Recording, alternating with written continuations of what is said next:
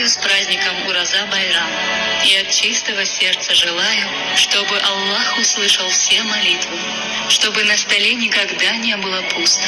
чтобы в доме постоянно царила атмосфера счастья и блага,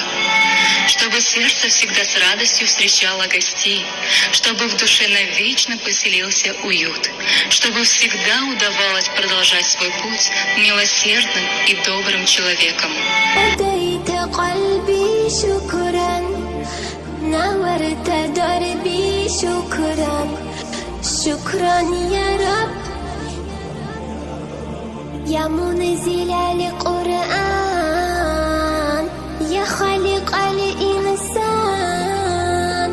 يا ربي يا رحمن شكرا يا رب يا منزل القرآن